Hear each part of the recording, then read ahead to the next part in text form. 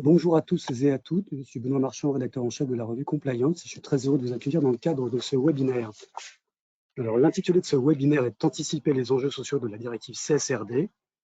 Et l'heure qui nous est consacrée se déroulera de la façon qui suit. Il y aura une première intervention d'une vingtaine de minutes environ par Didier Martin, avocat partenaire chez Gide, qui nous rappellera les grands principes de la CSRD. Ça sera suivi par une seconde intervention de 20 minutes consacrée plus spécifiquement aux enjeux sociaux de cette même directive, par Jepi Koudadj, avocate et fondatrice d'Exo et chargée d'enseignement à Sciences Po.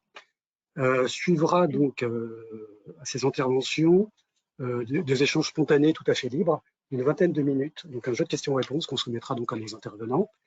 Et alors pour ce faire, vous devez avoir, je pense, une chatbox qui vous permettra tout au fil de l'eau, au fil des interventions, sans attendre la fin des interventions, de poser vos questions par écrit. On fera peut-être une sélection, ou peut-être si on a le temps, on proposera l'ensemble des questions à nos intervenants.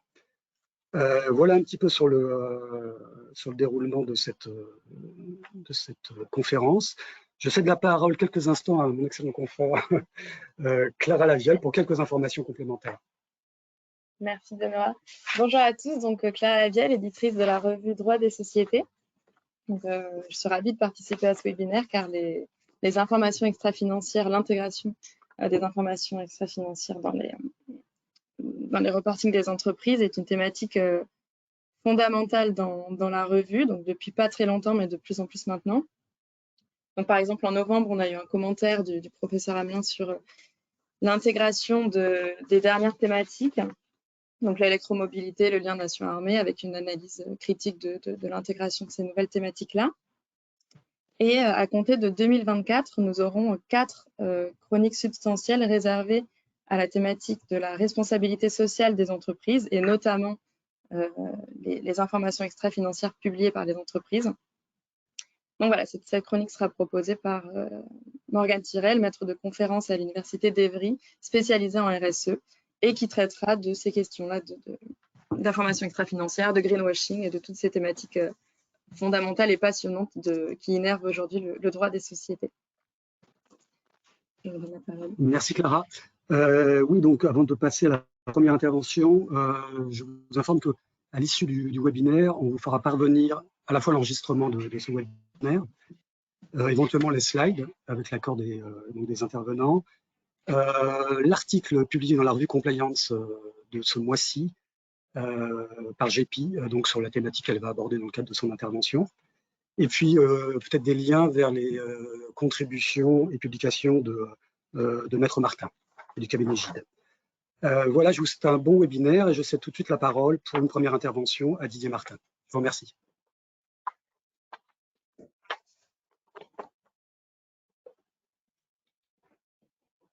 Bonjour, bonjour à tous. Alors, pardon.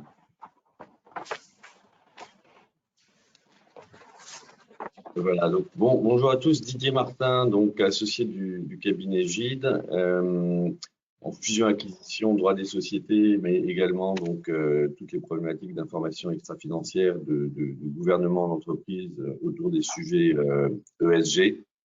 Et je vais donc vous faire un rappel des grands principes de la CSRD et des normes ESRS qui ont été adoptées en juillet dernier. Alors, tout d'abord, quels sont les objectifs de la CSRD? Alors, le premier objectif, c'est d'améliorer la qualité de l'information extra-financière en la rendant plus pertinente, plus mesurable et plus comparable pour que la performance d'une entreprise dans un secteur puisse être comparée à ses pairs. Autre objectif, c'est d'attirer, de réorienter en fait les financements à la fois des investisseurs et des prêteurs vers les entreprises qui contribuent le plus à la transition écologique. Pardon, vous voyez toujours mon écran ou pas?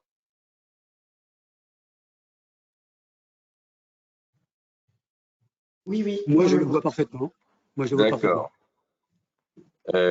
Alors, troisième objectif, c'est d'intégrer systématiquement, alors parce que moi je ne le vois plus, Pardon, je suis désolé, mais je ne vois plus mon écran. Donc, intégrer systématiquement la durabilité dans la gestion des risques par les acteurs financiers, et puis couvrir une part significative des acteurs économiques européens en abaissant les seuils d'applicabilité de la directive. Pour passer brièvement sur les entités concernées, donc comme vous le savez sans doute, sont concernées les grandes entreprises. Alors, ce qu'il faut noter, c'est que les seuils ont été récemment modifiés par la Commission européenne. Donc, aujourd'hui, les seuils, pour qualifier une entreprise de grande entreprise et donc de la soumettre, qu'elle soit cotée ou non, aux obligations d'information extra-financière, il faut que son total de bilan soit de 25 millions d'euros contre 20 millions auparavant et 50 millions d'euros de chiffre d'affaires et un nombre moyen de salariés égal à 250. Donc, pour qu'une entreprise soit qualifiée de grande entreprise, il faut qu'elle réunisse, qu'elle ait franchi 2 au moins de ces 3 seuils. Les seuils ont été aussi modifiés en ce qui concerne les PME cotées, lesquelles sont elles-mêmes donc soumises aux obligations de... Il y a un écho peut-être? Non, ça va. J'étais en train donc de parler des entités concernées, donc principalement à noter un relèvement des seuils, donc les grandes entreprises qui remplissent donc 2 des 3 seuils qui figurent à l'écran, les PME cotées, qui sont donc toutes les entreprises qui dépassent donc 2 des 3 seuils qui apparaissent à l'écran, et je le rappelle, les établissements de crédit, organismes d'assurance, dès qu'ils revêtent donc la qualité de société commerciale, les sociétés coopératives et certaines entreprises étrangères ayant une filiale ou une succursale en France.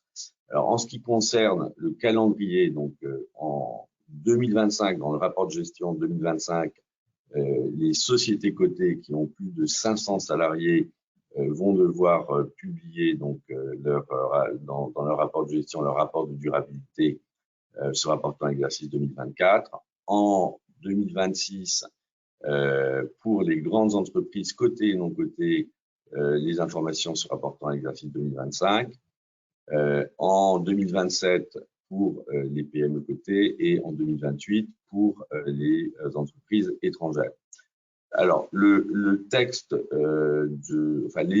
l'adaptation du droit français, la transposition en droit français est attendue pour le 8 décembre 2023. Donc, à cette date, on aura des précisions sur les choix faits par le gouvernement français en matière de transposition. En 2026, viendront s'ajouter aux normes ESRS générales des normes sectorielles. Et je rappellerai qu'il y a des aménagements en ce qui concerne l'information à fournir. D'une part, les informations sensibles pour les entreprises peuvent ne pas être fournies. Et enfin, les informations fournies pour certaines ne seront à fournir que selon un échelonnement sur 1 ou 2 années, selon la taille de l'entreprise. Alors, ce qui résultera donc de l'obligation qui pèse sur les entreprises, c'est donc l'obligation de publier un rapport dit de durabilité qui est intégré dans le rapport de gestion et qui doit correspondre donc à un format qui est précisé par la directive et les normes SRS. Donc, ce rapport sera divisé en 4 sections. Une section sur les informations générales, ensuite informations environnementales, sociales et en matière de gouvernance. Ce rapport devra être fourni sous forme numérique et donc un standard, un format a été établi qui devra être respecté. Et enfin, le rapport de durabilité qui est intégré dans le rapport de gestion devra être mis gratuitement à la disposition du public sur le site Internet. Donc, les normes ESRS qui ont été adoptées en juillet dernier sont au nombre de 12. Une première norme qui présente les principes généraux applicables à l'information en matière de durabilité. Une deuxième norme qui précise quelles sont les informations qui sont obligatoires, d'autres n'étant donc que facultatives, soumises en fait à analyse de matérialité, j'y reviendrai. Et donc ensuite 10 normes qui se rapportent donc à des thématiques différentes, donc 5 en matière environnementale, 4 en matière sociale, mais donc GPI reviendra par la suite, et une en matière de gouvernance. Donc en matière d'environnement, c'est atténuation et adaptation au changement climatique, pollution, l'eau, la biodiversité et l'économie circulaire. Alors, la norme ESRS, donc 1, précise les grands principes qui doivent présider à l'élaboration du rapport de durabilité. Donc, le premier, c'est la qualité des informations produites, donc respect des principes de pertinence et d'image fidèle. Les informations doivent être comparables, vérifiables et compréhensibles. L'autre grand principe, c'est celui de double matérialité, c'est-à-dire que les entreprises doivent fournir une information non seulement sur l'incidence des enjeux de durabilité sur leur propre activité en termes de risques, mais aussi d'opportunités, et aussi sur l'impact des activités d'entreprise sur l'environnement et la société. Donc, impact, risque, opportunité, c'est donc ce que l'on raccourcit sous l'acronyme IRO. Voilà, je le dis parce que je le réutiliserai par la suite. Troisième principe important, c'est l'analyse de matérialité, c'est-à-dire que les entreprises doivent apprécier pour les informations qui ne sont pas obligatoires si elles représentent un certain degré de matérialité en termes d'impact ou de risque ou opportunité. Quatrième principe important, c'est celui de diligence raisonnable, c'est-à-dire que l'entreprise va devoir identifier, prévenir et atténuer les impacts matériels, ou plus précisément, l'entreprise va devoir indiquer, puisqu'il s'agit d'informations, pas d'obligations substantielles, mais elle va devoir indiquer la manière dont elle identifie, prévient et atténue les impacts matériels et les principaux risques et opportunités. Principe important suivant, c'est celui de la chaîne de valeur, c'est-à-dire que l'information doit porter sur les activités d'entreprise, mais en intégrant sa chaîne de valeur. Elle doit prendre en compte les intérêts des parties prenantes. Et puis, dernier principe important, c'est que des horizons de temps sont définis et l'information doit être fournie de manière rétrospective et prospective afin de permettre à l'entreprise donc de préciser en fait quelle est sa trajectoire, d'où elle vient et où elle va, et de permettre donc aux parties prenantes qui prennent connaissance du rapport de durabilité de comprendre comment la performance de l'entreprise progresse dans le temps. Donc, je l'ai dit, il y a des informations qui sont obligatoires, qui devront en toute hypothèse figurer dans le rapport de durabilité, et d'autres qui sont sujettes à analyse de matérialité. Donc, les informations de durabilité qui sont obligatoires comprennent celles qui sont expressément visées dans la CSRD elle-même, à savoir une brève description du modèle d'affaires et de la stratégie, une description des objectifs de durabilité, du processus de diligence raisonnable, du rôle des organes de direction et d'administration, les principaux risques. Et par ailleurs, donc, autres informations qui doivent être fournies, ce sont celles qui sont visées par la norme ESRS 2, qui sont des informations de nature générale et non spécifiques à un enjeu particulier de durabilité. Et enfin, des informations thématiques qui sont visées dans une annexe de la norme ESRS 2 et qui donc s'appliquent également à titre obligatoire. Toutes les autres informations qui sont visées dans les normes ESRS ne doivent être communiquées que si, à l'issue d'une analyse de matérialité, l'entreprise conclut à donc l'importance de ces informations par rapport donc à sa performance en matière de ESG, en termes d'impact, de risque et d'opportunité. Alors, par ailleurs, les entreprises devront aussi communiquer des données qui ne sont pas visées dans la directive ou les normes ESRS, mais qui, à son sens, sont matérielles en matière donc de durabilité. Donc là, vous voyez s'afficher à l'écran la liste des informations qui sont obligatoirement publiées au titre de la norme ESRS 2 et qui portent donc sur la gouvernance, la stratégie, les impacts, risques, opportunités et les indicateurs et objectifs.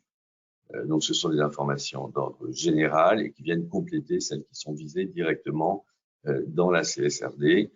Ce que l'on constate, c'est que il est donc aujourd'hui demandé un degré d'information assez important sur la manière dont est organisée la direction de l'entreprise et les services de l'entreprise pour prendre au mieux en considération les enjeux de durabilité.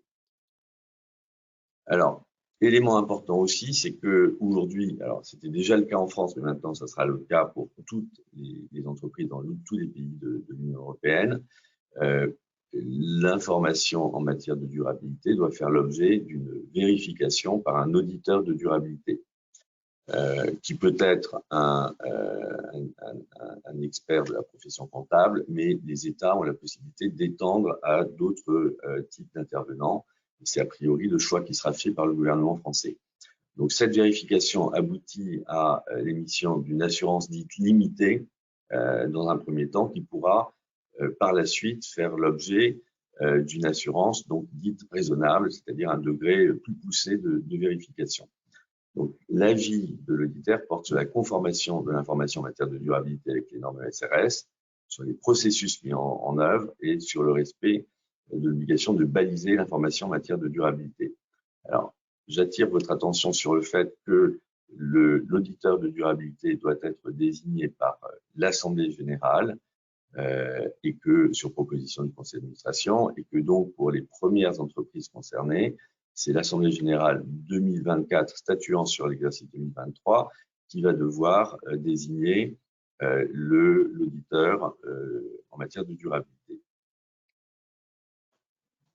Alors, la directive n'impose pas de règles en matière de supervision et de sanctions. Elle laisse pas mal de latitude aux États pour définir donc s'il y a un organe de supervision spécifique et quelles sont les sanctions.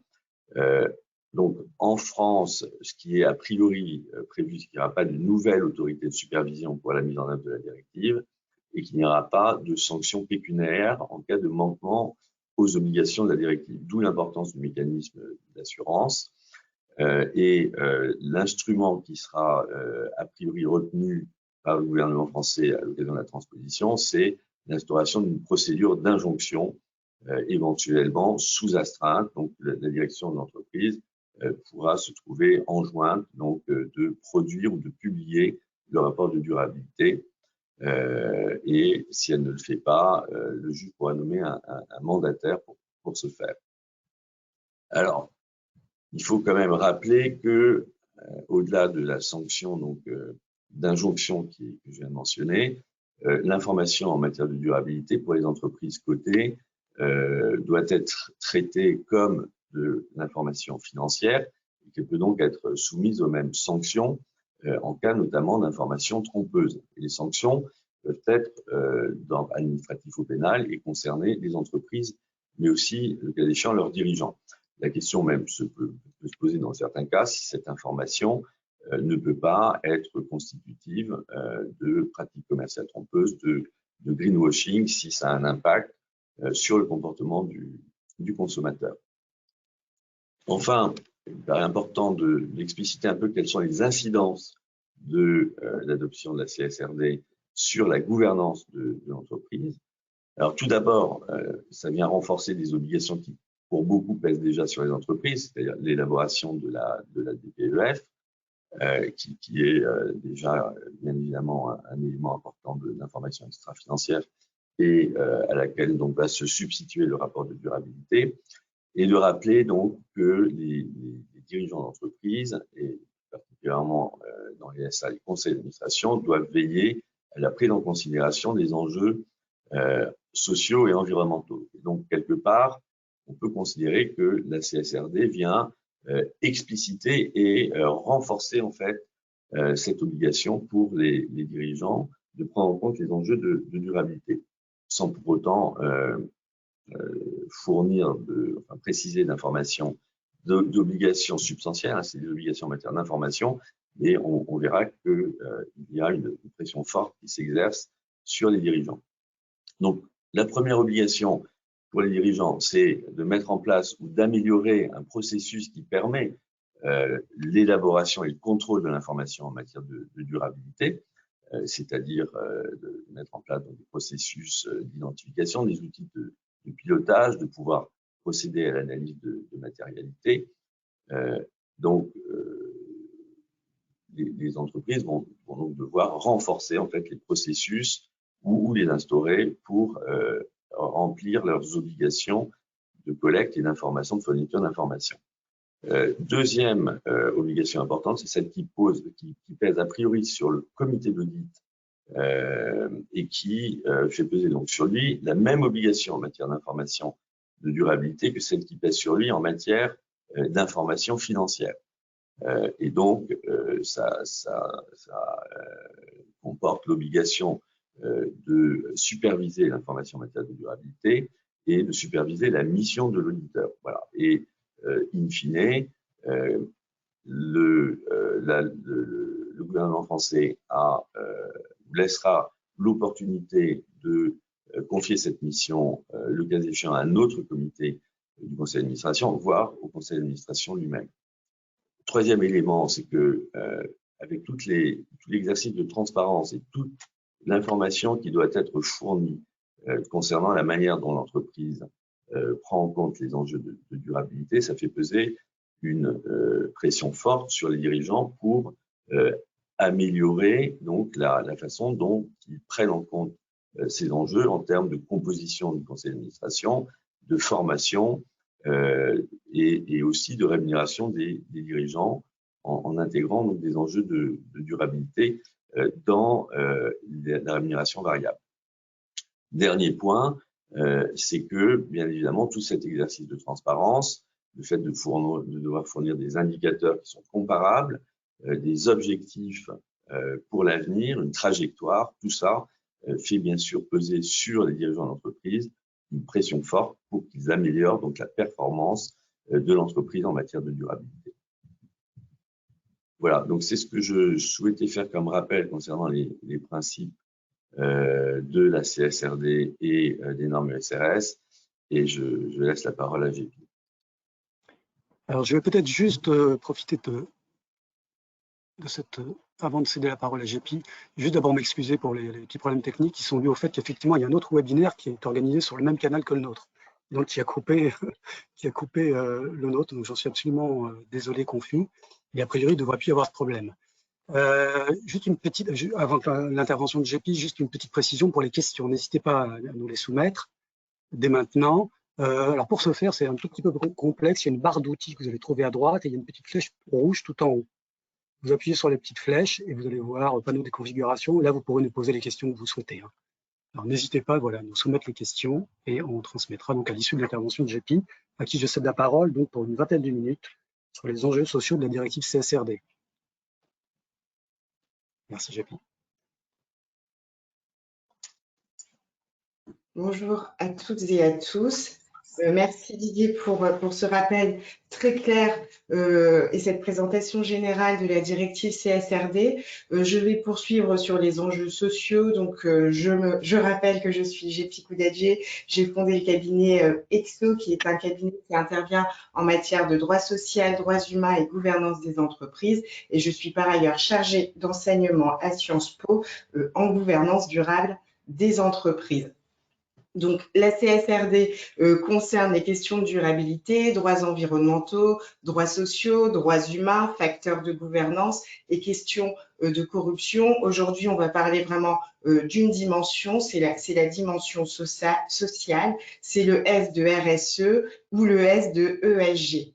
Alors, après quelques éléments d'introduction, je rappellerai les principales obligations de reporting en matière sociale qui existent aujourd'hui, pour qu'on puisse mesurer ensemble la marche à franchir avec les nouvelles obligations en matière sociale créées par la CSRD.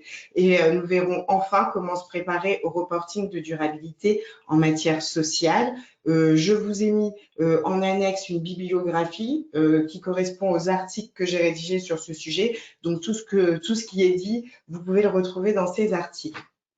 Alors d'abord, quelques éléments d'introduction sur des nouveaux termes en fait et des nouveaux risques pour les entreprises, le risque de greenwashing, de social washing et de purpose washing. Alors j'en reviens au texte d'abord et au préambule de la CSRD qui vise à mettre en place un cadre d'information solide avec des pratiques d'audit efficaces pour garantir notamment la fiabilité des données et prévenir l'éco-blanchiment. Alors, on a de plus en plus de contentieux sur le greenwashing, beaucoup d'accusations par les ONG ou les consommateurs sur cette notion de greenwashing. Mais en réalité, en droit, en tout cas aujourd'hui en droit français, ni la loi ni la jurisprudence ne font expressément référence à ce terme. Alors, je suis partie, j'ai fait une petite recherche et j'ai retrouvé une définition qui a été donnée par la Commission générale de terminologie et néologie et qui nous explique que cette notion de verdissement d'image signifie qu'on attribue des qualités environnementales à un produit, à un service, à une organisation. Donc, c'est ce risque que la directive CSRD vise à éviter, le risque de greenwashing, mais en matière sociale, je pense qu'on peut aussi parler de risque de social washing, c'est-à-dire donner des qualités sociales, un impact social positif surévalué par rapport à la réalité et par rapport à ce qui serait indiqué dans le futur rapport de durabilité. Et autre risque, le purpose washing qui consisterait à simplement donner des objectifs sociaux, mais qui ne seraient soumis, enfin mis, auxquels ne serait corrélé aucun plan d'action ni aucune mesure de résultat. Donc je pense que c'est les principaux risques qu'il convient d'éviter dans le cadre de ces rapports de durabilité. Et concrètement, de façon juridique, on a s'il y a une trop grande distorsion entre le rapport de durabilité et la réalité, plusieurs risques d'alerte, de contentieux et sociaux. Sur les risques d'alerte en matière de droit social, vous avez bien évidemment le droit d'alerte du CSE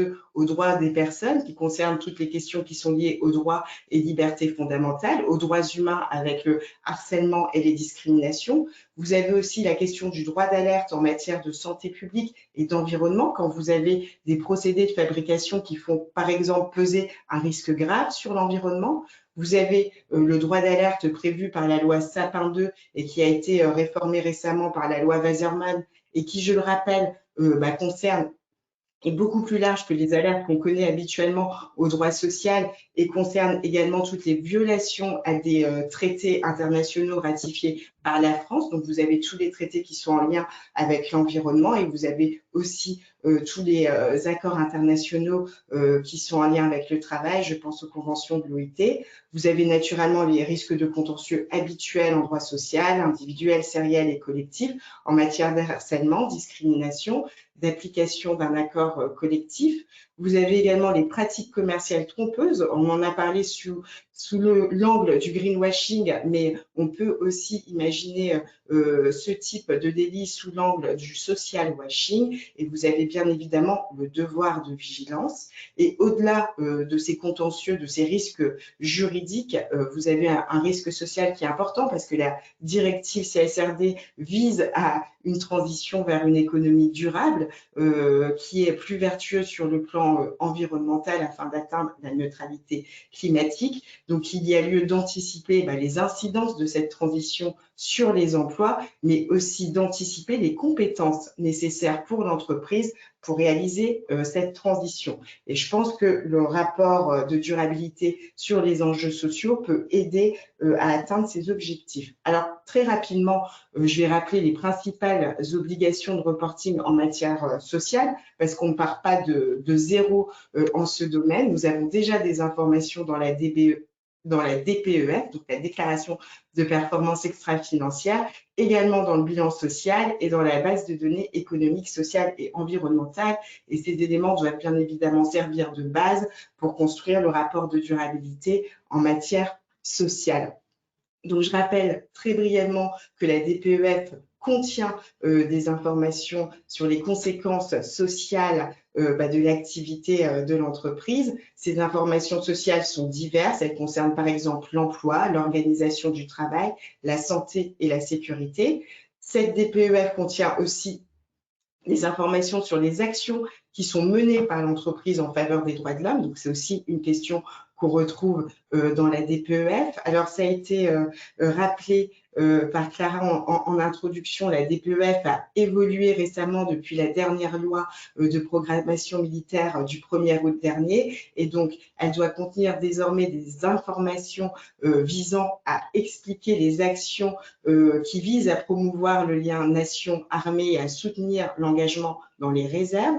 Donc on voit les contours de l'information extra-financière évoluer, aussi sans doute en raison du contexte géopolitique qui est agité. Donc, est-ce qu'il faudra être attentif à la transposition de la directive pour voir si ces questions figureront dans le futur rapport de durabilité, et c'est à mettre en lien avec toutes les dispositions dans le Code du travail qui visent à assouplir la mobilisation des salariés dans les réserves et qui ont été aussi prévues par cette loi de programmation militaire et qui peuvent faire l'objet de dialogue social dans l'entreprise via des accords collectifs. Vous avez aussi des informations sociales, des données sociales dans le bilan social qui est applicable aux entreprises d'au moins 300 salariés et de façon plus générale dans la BDESE qui est mise à disposition des élus du CSE et parfois des délégués syndicaux. Et donc là, on voit qu'en matière sociale, les entreprises françaises ont déjà a priori toute une batterie d'indicateurs à disposition.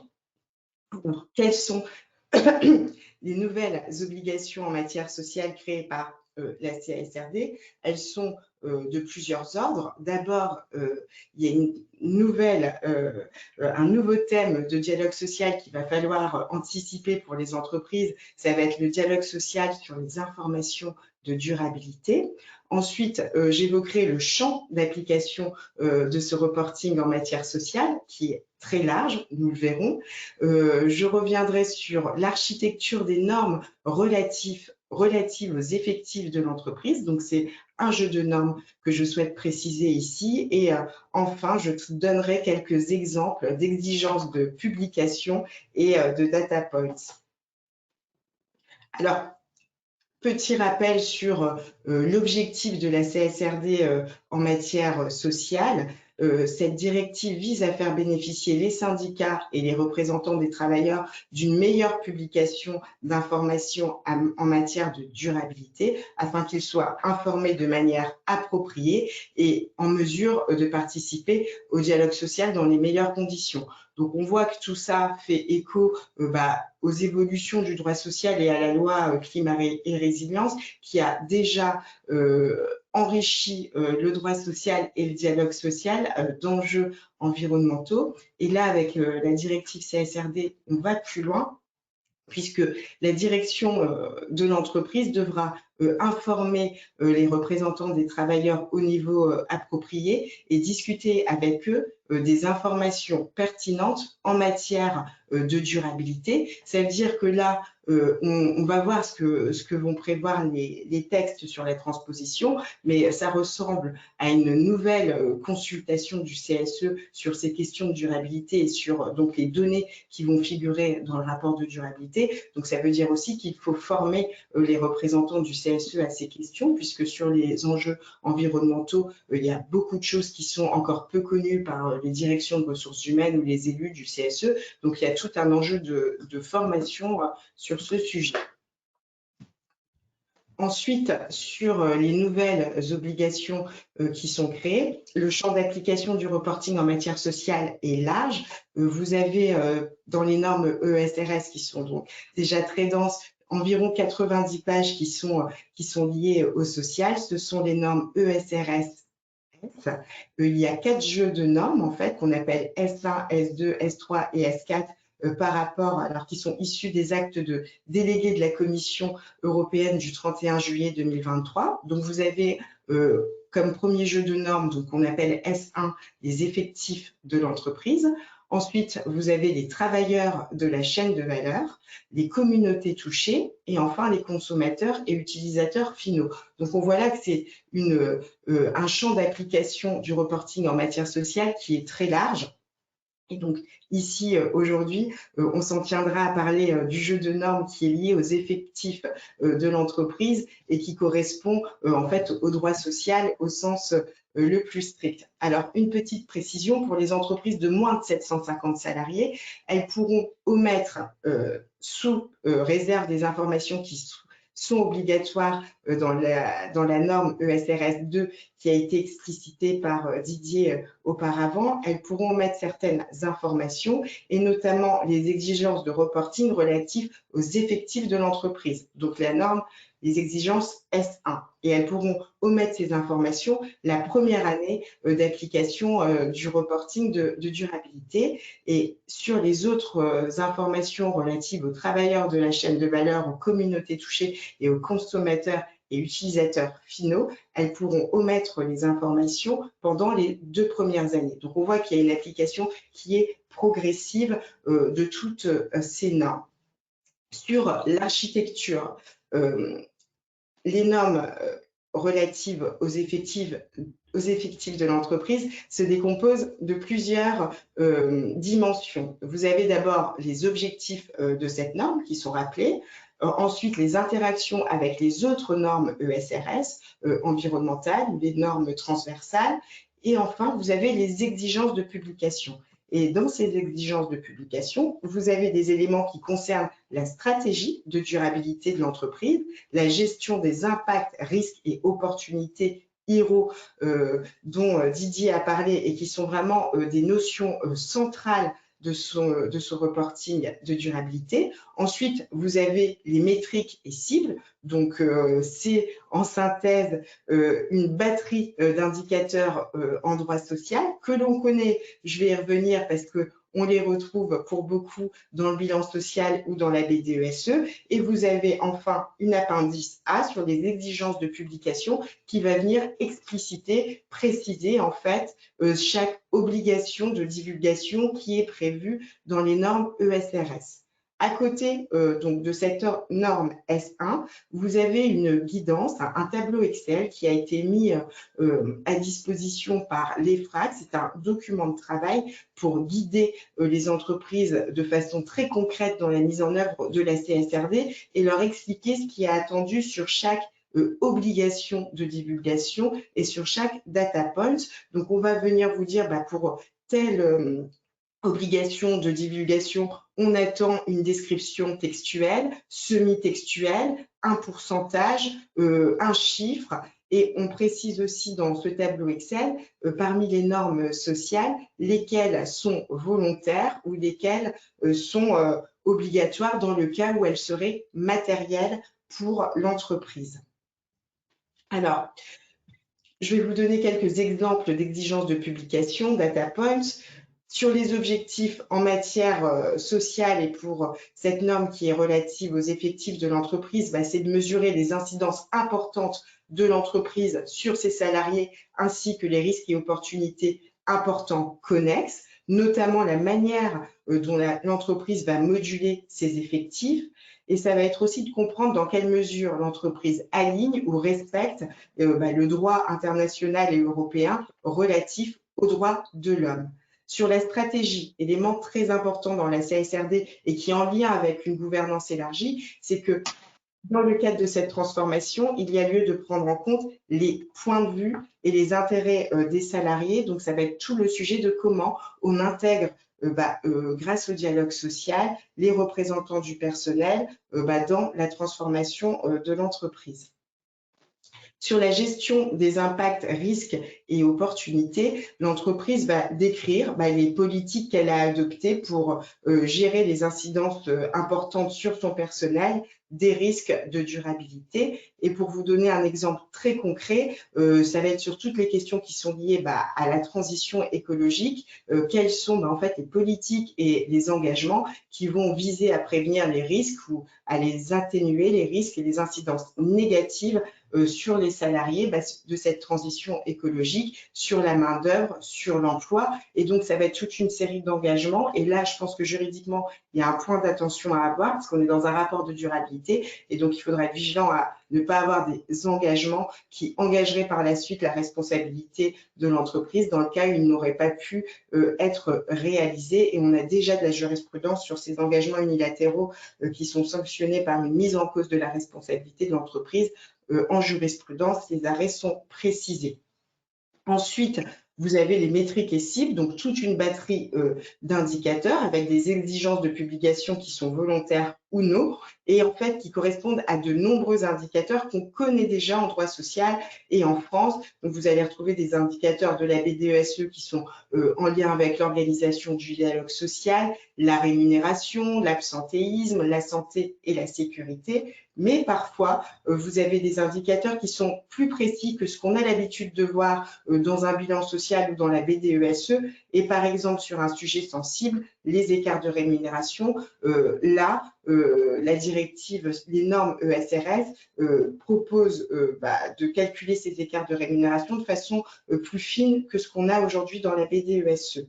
Vous avez aussi des nouvelles exigences de publication par rapport à ce que nous connaissons dans la DPEF ou la BDESE qui concernent les travailleurs non salariés. Donc nous, en droit social, ça nous pose quand même une difficulté parce qu'il y a les travailleurs non salariés, par définition, ne sont pas des salariés et on cherche à éviter tout risque de requalification. Donc sur ce sujet, la publication est volontaire, il n'y a aucune obligation. Et il y a aussi une exigence importante sur laquelle je souhaiterais attirer votre attention, c'est les incidents et plaintes liés au travail, y compris le harcèlement et les discriminations. Et donc là, il y a des obligations de transparence plus importantes, notamment sur le montant des condamnations, etc. Donc, il faut être vigilant et mettre en place une politique sociale pour éviter ce type de risque. Il y a eu dernièrement, par rapport au projet de normes ESRS, des assouplissements. Toutes les entreprises peuvent omettre certaines obligations de divulgation sociale la première année, qui sont liées par exemple à la protection sociale, aux travailleurs handicapés, à la formation au développement des compétences. Je pense personnellement concernant la France, nous avons déjà beaucoup d'informations et d'indicateurs, donc ces assouplissements pour les entreprises françaises qui font déjà un bilan social et une BDESE peuvent paraître assez éloignées de leurs préoccupations puisqu'elles ont déjà les informations en machine. Ensuite, sur l'intégration d'objectifs de durabilité dans les rémunérations des salariés, on l'a dit, on vise la transition vers une économie durable. En matière de gouvernance, la CSRD invite et incite les dirigeants à mettre en place des critères de durabilité dans les rémunérations. Le dernier code AFEP-MEDEF de décembre 2022 le fait aussi. Donc, en fait, pour engager cette évolution, il peut être aussi intéressant de mettre des objectifs de durabilité dans la rémunération des salariés pour les inciter eux aussi à la performance durable de l'entreprise. Et donc, on voit se développer dans la rémunération des managers, instances dirigeantes ou cadres dirigeants ce type de critères de durabilité extra-financiers, mais je pense qu'il est aussi important d'en prévoir dans d'autres catégories de personnel pour qu'on n'ait pas une dislocation du collectif de travail avec d'un côté les cadres, les managers qui seraient intéressés à la durabilité et les employés agents de maîtrise qui ne le seraient pas. Donc, je pense que dans cette transformation globale, il faut réfléchir à comment, de quelle manière associer tous les salariés à cette transformation de l'entreprise et à insérer des critères de durabilité qui soient en lien avec la stratégie décidée par le conseil d'administration et mise en œuvre par la direction générale et surtout, et c'est là la difficulté où il faut être très granulaire, des objectifs qui sont cohérents avec les missions du salarié intéressé. Et donc là, ça appelle à la vigilance sur plusieurs points. D'abord, dans le contrat de travail, si c'est une rémunération variable qui est fixée dans le contrat de travail, sur les conditions de validité d'une clause de rémunération variable édictée par la jurisprudence. Et sur ce sujet, en droit social, la jurisprudence est foisonnante. Donc, il faut vraiment faire le point sur cette jurisprudence. Ensuite, étudier le régime juridique de la modification de la rémunération. Est-ce que c'est une rémunération contractuelle ou simplement la modification d'un objectif décidé unilatéralement par l'employeur dans la rémunération variable?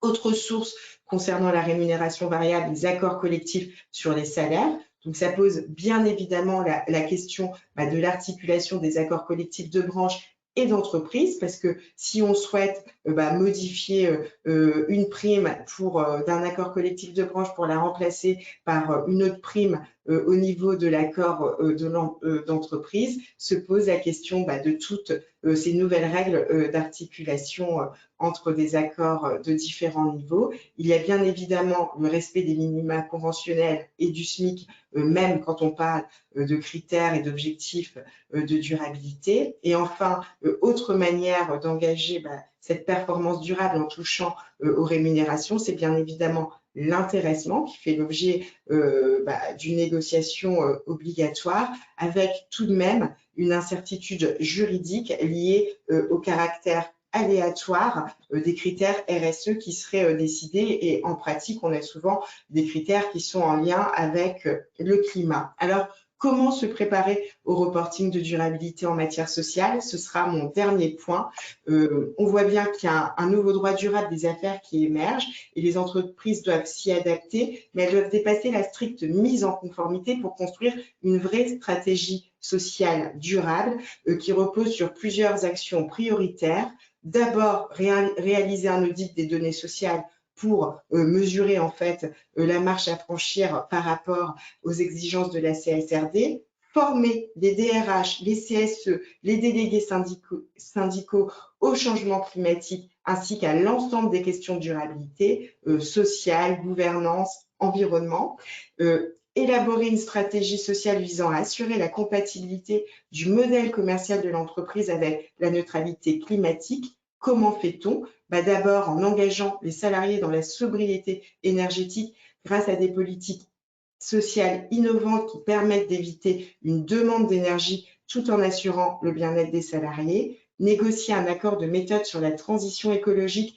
en fonction des impacts environnementaux de l'entreprise et de ses objectifs de durabilité, négocier sur la gestion prévisionnelle des emplois et des compétences en tenant compte des enjeux de la transition écologique, réaliser un audit sur la rémunération pour savoir des salariés, pour savoir quels sont les leviers pour intégrer des critères de durabilité, et enfin lever les ambiguïtés juridiques sur les normes ESRS. Je pense par exemple aux indicateurs qui sont en lien avec la diversité homme-femme. Les normes parlent de notions d'encadrement supérieur. Voilà, en droit français, nous on parle plutôt sur les questions de diversité homme-femme, de cadres dirigeants, d'instances dirigeantes. Donc voilà, voir comment ces nouvelles notions, on les intègre avec les critères que l'on connaît déjà en matière de diversité homme-femme, pour vous donner un exemple. Et enfin, la bibliographie, j'y reviens pas, vous l'aurez dans le slide qui vous sera remis après la présentation. J'en ai terminé, donc je pense que c'est le moment des questions.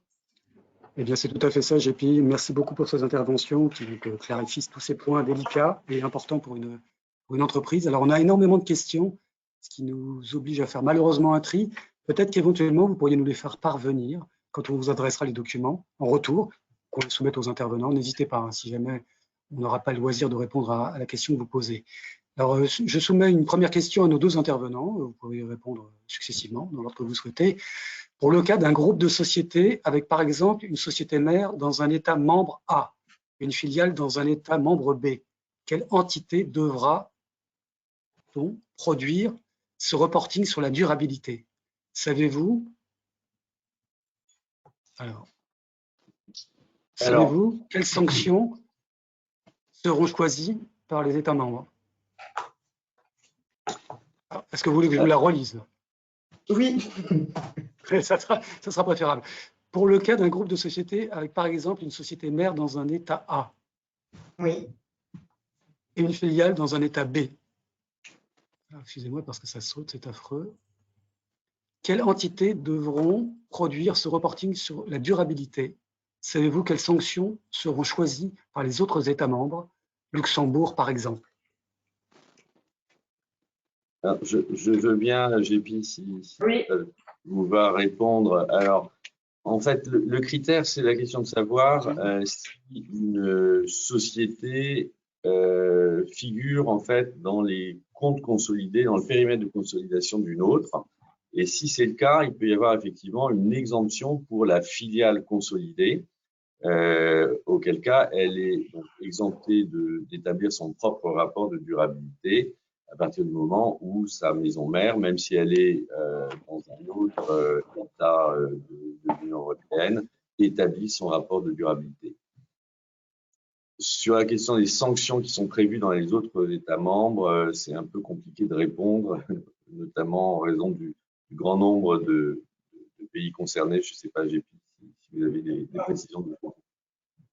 Non, sur les sanctions, c'est difficile de répondre à ce stade, d'autant qu'elles ne sont pas encore extrêmement claires, comme on n'a pas le texte de transposition, et encore plus concernant les États étrangers. Mais c'est un point important de pouvoir effectivement voir si les sanctions seront les mêmes dans tous les États.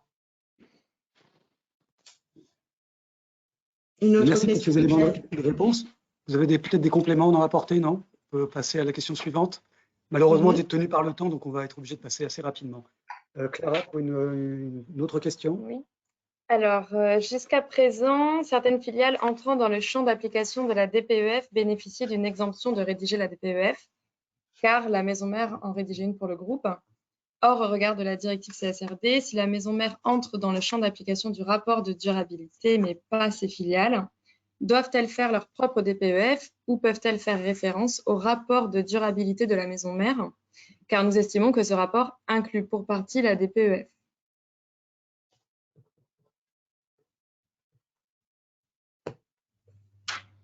Je pense que c'est un peu en lien avec la précédente question. Ça dépend de la question de savoir si les comptes sont consolidés. Didier, tu veux… Oui, alors après, est-ce que la question, c'est si ce qui peut se produire, c'est que en raison de l'application dans le temps du texte de la CSRD, on peut se retrouver dans une situation effectivement où une maison mère serait tenue par les dispositions de la CSRD, alors que sa filiale serait encore tenue par les dispositions de la DPEF. Et donc, effectivement, dans ce cas de figure, je suis pas sûr que l'exemption fonctionne, mais c'est un point que on va pouvoir creuser et, le cas échéant, répondre postérieurement par écrit. C'est un cas très spécifique. Hein. D'accord. Merci. Merci. Alors, peut-être une autre question, qui sera donc l'avant-dernière, malheureusement, parce que le temps nous est imparti. Bonjour, si nous sommes au sein d'une entreprise française qui dépasse les seuils de grandes entreprises, mais qui dépend d'une société mère cotée hors UE, UK, à partir de quel exercice le rapport de durabilité doit être publié, s'il vous plaît? Est-ce que vous voulez que je la relise? Oui. Alors, je reprends. Si nous sommes au sein d'une entreprise française qui dépasse les seuils de grandes entreprises, mais qui dépend d'une société mère cotée hors UE, UK, en l'espèce, à partir de quel exercice le rapport de durabilité doit être publié? Alors, je peux répondre, JP, si ça vous va. Pour les entreprises qui sont des grandes entreprises, mais qui ne sont pas des entreprises cotées qui ont plus de 500 salariés, l'obligation commence en fait à l'exercice 2026 sur les informations se rapportant à l'exercice 2025. Et donc, l'entreprise française devra publier son propre rapport de durabilité à partir de cette date. En revanche, si l'entreprise étrangère qui la contrôle réalise plus de 150 millions d'euros de chiffre d'affaires en Europe, celle-ci va devoir établir son propre rapport de durabilité, et à partir du moment où celle-ci établira son propre rapport de durabilité. Et donc, ça, c'est une obligation qui naît en 2028, se rapportant à l'exercice 2027. Eh bien, la société française, à ce moment-là, pourra être exemptée d'établir son propre rapport de durabilité à partir du moment où sa maison mère non UE remplira cette obligation. Merci. Alors, on a une question sur l'audit de durabilité. Est-ce que l'auditeur peut être le CAC de la société si elle en est dotée? Oui, ça, a priori, c'est ce qui doit être prévu par la transposition en France de la directive, mais pour le moment, la transposition, le texte de la transposition n'est pas encore définitivement connu puisque ça fera l'objet d'une ordonnance qui est attendue pour début décembre. Merci. Merci infiniment pour toutes ces précisions. Alors, malheureusement, nous arrivons au terme de ce webinaire. Comme je vous le signalais, vous seront envoyés donc le déroulé, l'enregistrement des interventions, éventuellement les slides avec l'accord des intervenants, et puis l'ensemble des publications donc, que nos deux intervenants ont fournies qui vous préciseront. Vous pouvez aussi donc en retour nous adresser des questions qui n'auraient pas été choisies malheureusement. Et, comme je vous le disais, il y en a beaucoup. En tout cas, merci pour la qualité de ces interventions, merci à nos intervenants et merci à votre présence et à votre fidélité. Et j'espère vous retrouver très vite. Merci infiniment. Merci beaucoup. Bonne journée. Au revoir. Bonne journée à tous.